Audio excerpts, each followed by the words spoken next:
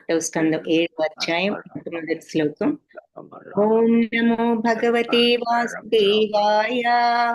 ఓం నమో భగవతే వాసుదేవాయ.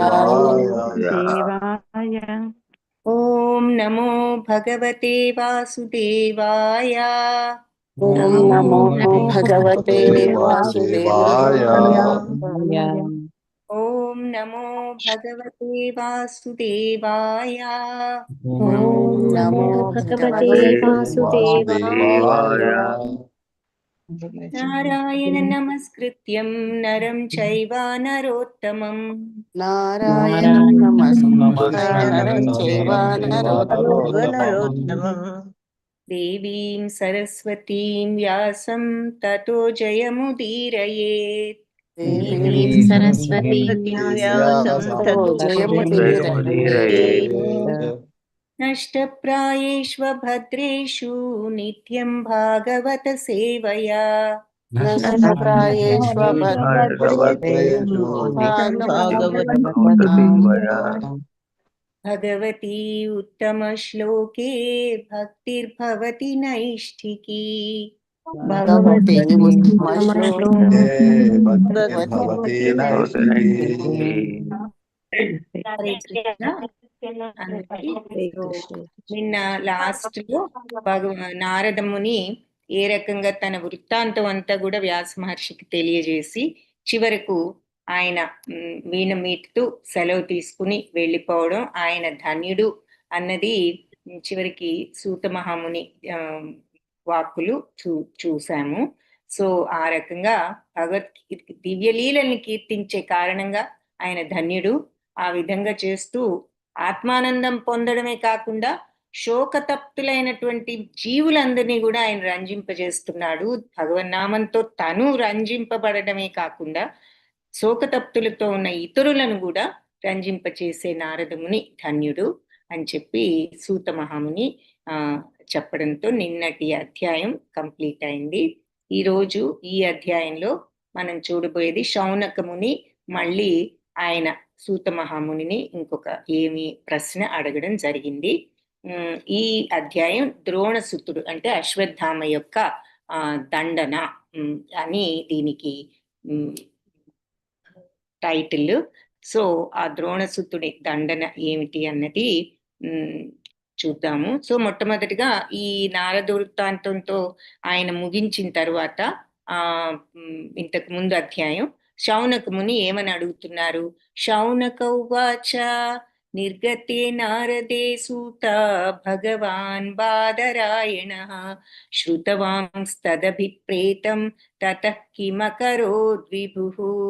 సో శౌనక ముని అడుగుతున్నారు ఏమని. సూత మహాముని అంటూ సూత అంటూ ఆయన్ని సంబోధించారు కదా. సూత అంటే సూత మహాముని మరి ఘనుడు పరమశక్తివంతుడు భగవాన్ బాదరాయణుడు అంటే వ్యాస మహర్షి. ఆయన మరి భగవాన్ అంటే పరమశక్తివంతుడు అని కూడా ఇక్కడ అర్థం. వ్యాస మహర్షి మరి భగవంతుడి యొక్క అవతారం అని కూడా ఉన్నది. కాబట్టి భగవాన్ బాదరాయణ మహాశక్తివంతుడైన వ్యాసదేవుడు శృతవాం మరి ఇదంతా విన్న తరువాత అతని యొక్క మరి ఇదంతా నారదముని నుంచి విన్నాడు. శృతవాన్ శ్రవణం చేశాడు. అయితే తత్ అభిప్రేతం తన యొక్క మనోభీష్టం తతకిమ కరోద్విభు మరి తరువాత ఏ విధంగా మరి ఈయన వనరించారు అని చెప్పి అడుగుతున్నారనమాట. ఎంతో శక్తివంతుడు, ఘనుడు, విభు అని కూడా అన్నారు కదా. చివరికి విభు అంటే ఘనుడు, ప్రభు అని కూడా అంటే ఇక్కడ ప్రభు అంటే ఘనుడు అని అర్థం అనమాట. సో ఘనుడు మరి పరమశక్తివంతుడు భగవాన్ బాదరాయణ అనే మాటని పరమశక్తివంతుడైన వ్యాసదేవుడు, ఘనుడైన వ్యాసదేవుడు నారదముని నుంచి సమస్తాన్ని శ్రవణం చేశారు. మరి ఆయన ఎంతో వివరంగా తన వృత్తాంతంతో సహా ఈయన యొక్క వ్యాకులతకు కారణమే కాకుండా ఆ కారణానికి నివారణ ఏమిటో చెప్పడమే కాకుండా తన యొక్క వృత్తాంతం అంటే భగవంతుడిని గురించి నీవు వ్రాస్తే నీకు ఈ వ్యాకులత ఆయనని కేంద్రంగా చేసుకుని సెంట్రల్ పాయింట్ గా కేంద్ర బిందువుగా నీవు ఏది వ్రాయడం జరగలేదు కాబట్టి నీకు ఈ వ్యాకులత అని చెప్పారు కదా. సో ఆ రకంగా నువ్వు వ్రాయి, అప్పుడు నీకు ఈ వ్యాకులత ఉండదు. అంతేకాకుండా నువ్వు రాబోయే ఈ కలియుగం ఇప్పుడు వచ్చేస్తోంది. ఈ కలియుగంలో ఎవరికీ కూడా భగవంతుణ్ణి పూర్తిగా తెలుసుకో మందమతులు అంటూ కలియుగ జనులను గురించిన వర్ణన కూడా మనం ఆల్రెడీ చూసాం. ఇటువంటి కలియుగ ప్రజలను తరింపజేయడానికి నీవు భాగవతాన్ని ఈ రకంగా భగవంతుడి యొక్క ఘనతను, ఆ భక్తిని గురించి నీవు వ్రాయడం చాలా అవసరం. అది లోక కళ్యాణం, ఈ కలియుగంలో అవసరమైనటువంటి గ్రంథం ఇది అని చెప్పి ఆయన చెప్పడం.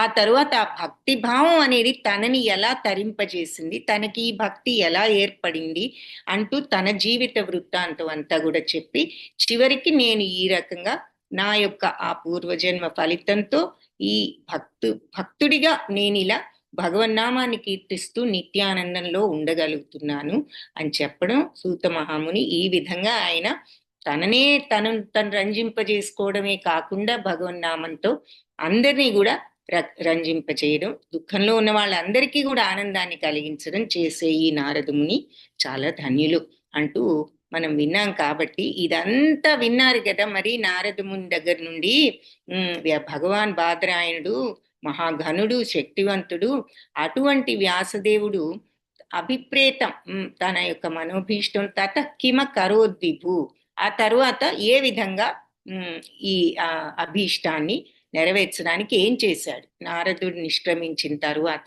ఆయన ఏం చేశారు, ఇదంతా విన్నారు. విని ఆయన వెళ్ళిపోయిన తర్వాత ఈయన చేసింది ఏమిటి అని చెప్పి సౌనకముని అడగడం జరిగిందన్నమాట. సో ఇదంతా విన్నారు, బానే ఉంది, ఆయన ఇదంతా చెప్పారు. సో విని ఆయన వెళ్ళిపోయిన తర్వాత ఈయన చేసినది ఏమిటి అని చెప్పి అడగడం. అప్పుడు పరీక్షిత్ మహారాజు మరి భాష్యంలో ఏం చెప్తున్నారు, పరీక్షిత్ మహారాజు తన తల్లి గర్భంలో మరి ఎంతో అద్భుతంగా రక్షింపబడ్డ వైనం మనం ఈ భాగవతంలో మనం చూస్తాం.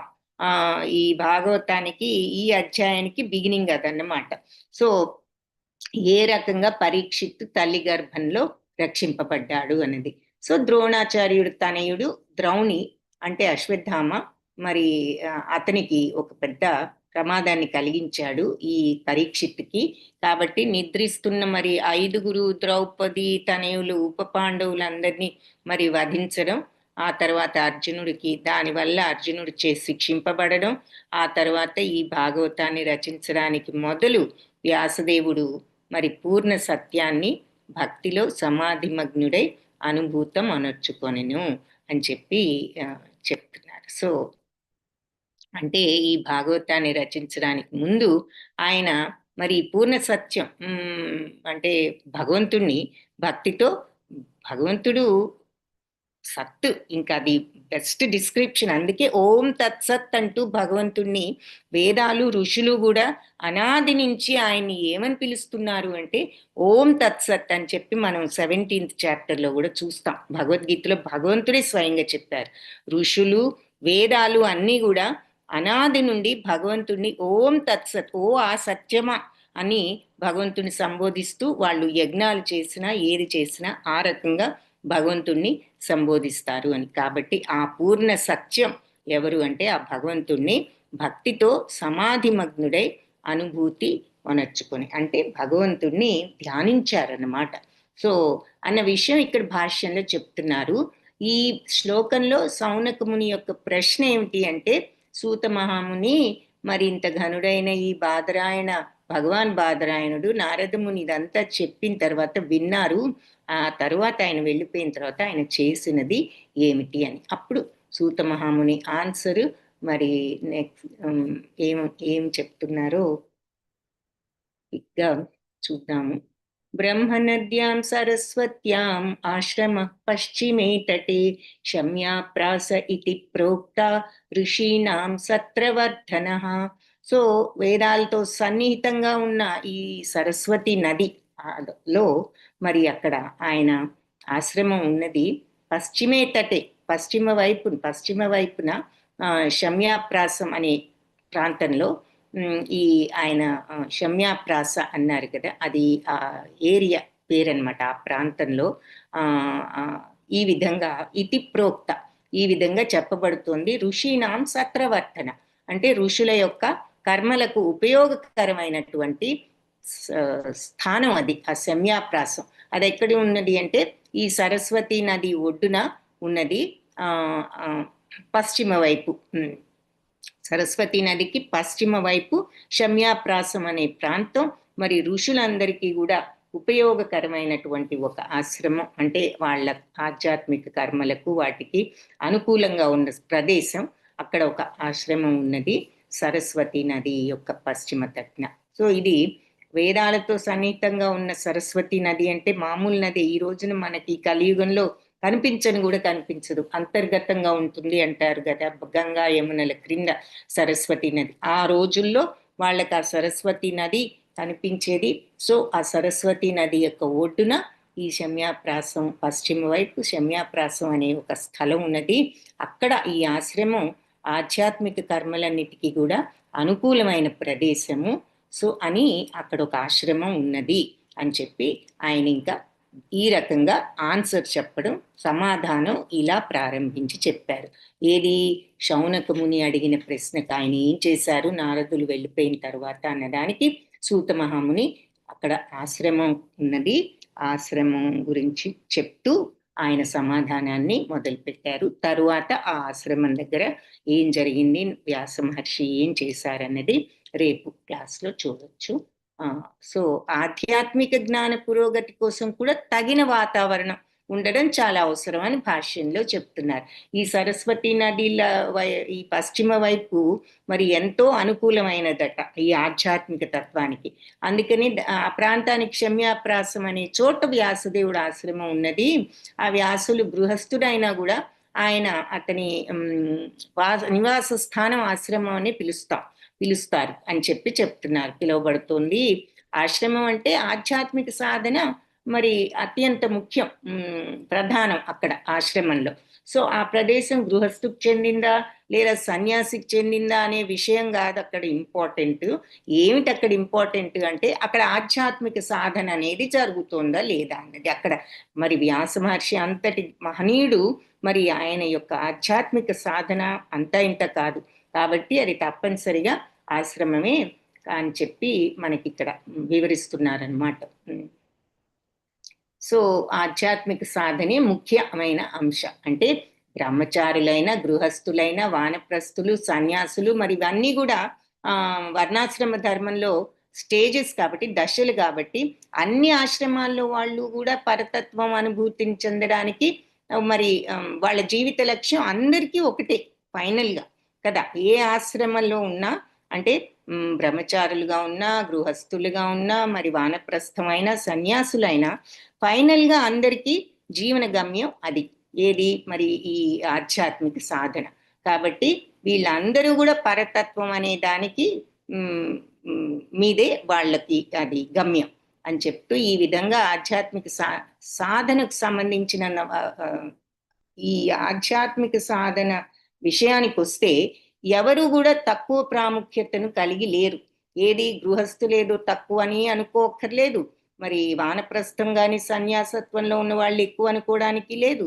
ఎందుకు అంటే ప్రతి ఒక్కరూ నిజంగా వాళ్ళ జీవన లక్ష్యాన్ని గనక గుర్తుంచుకుంటే ప్రతి ఒక్కరికి ఆ విషయం తెలిసిన వాళ్లకు, ఆ సత్వగుణ వాళ్లకు ఇదే మన జీవిత లక్ష్యం అని తెలుసు. కాబట్టి ఒకరికి తక్కువ ప్రాముఖ్యత, ఇంకొక వర్ణాశ్రమంలో ఉన్న వాళ్ళకి ఎక్కువ ప్రాముఖ్యత ఇవ్వవలసిన అవసరం లేదు అని చెప్తూ ఈ వైరాగ్యం మీద ఆధారపడి ఆచార్య రీత్యా వాటి మధ్య భేదం కల్పించబడుతూ ఉంటుంది. అంటే ఏ స్టేజ్లో ఉన్నారు అన్న దాని మీద కొంత డిఫరెన్స్ ఉంటుంది, భేదం ఉంటుంది. కానీ మరి సన్యాసులకి మరి ఉన్నత స్థానం ఇస్తున్నాం. ఎందుకు అంటే ఆచరణ త్యాగాన్ని వాళ్ళు ఆచరించడంలో మరి వీళ్ళందరికంటే కూడా అడ్వాన్స్డ్ స్టేజ్లో ఉన్నారు కాబట్టి వాళ్ళకి ఎక్కువ ఉన్నత స్థానాన్ని ఇవ్వడం జరుగుతుంది. కానీ అందరూ కూడా ఆధ్యాత్మిక స్థానానికి వెళ్ళడానికి ప్రయత్నించే వాళ్ళే ప్రతి ఒక్క దశలోనూ అని చెప్పి ఆ రకంగా మరి అందరి జీవన గమ్యం కూడా ఒక్కటే లక్ష్యం, ఒక్కటే జీవన లక్ష్యం అని అక్కడ చెప్తున్నారు. అంటే ఇక్కడ పాయింట్ ఎందుకు ఇదంతా చెప్పారు అంటే మరి ఆశ్రమం అంటే ఈ వ్యాస మహర్షికి మరి ఆయన ఆయన గృహస్థుడు కదా, మరి ఆశ్రమం అంటున్నారు ఏమిటి, ఆయన ఉన్న చోటు అనే డౌట్ వస్తుందేమో అని ఈ ఎక్స్ప్లెనేషన్ ఇచ్చారనమాట. ఎక్కడైనా ఏదైనా ఆధ్యాత్మిక సాధన జరిగినప్పుడు అది ఆశ్రమమే అని చెప్పి, అది అక్కడ ఆశ్రమమా కాదా అన్నది నిర్ణయించడానికి ముఖ్యమైనటువంటి విషయం ఏమిటి అంటే అక్కడ ఆధ్యాత్మిక సాధన జరుగుతున్నదా లేదా అన్నది మనం చూడవలసిన విషయం అని చెప్పి చెప్తున్నారు. దానిని బట్టి మనం ఏ ప్రదేశాన్నైనా ఆశ్రమమా కాదా అన్నది నిర్ణయించవచ్చు అని ఈ భాష్యంలో చెప్తున్నారు. ఇంతకీ శ్లోకంలో చెప్పింది ఏమిటి అంటే సూత గోస్వామి ఇలా ఒక ఆశ్రమం ఉన్నది సరస్వతి నదికి పశ్చిమ వైపున శమ్యాప్రాసం అనేటటువంటి ఒక ప్రాంతంలో అని చెప్పి ఆయన మొదలుపెట్టి సమాధానం సౌనక ముని యొక్క ప్రశ్నకు చెప్పడం ప్రారంభించారు. సో మిగిలిన సమాధానం ఏమిటో మళ్ళీ నెక్స్ట్ శ్లోకాల్లో రేపు చూద్దాము. వాంఛాకల్పతరుభ్యశ్చ కృపా సింధుభ్య ఏవ చ పతితానాం పావనేభ్యో వైష్ణవేభ్యో నమో నమః. హరే కృష్ణ. అందరికీ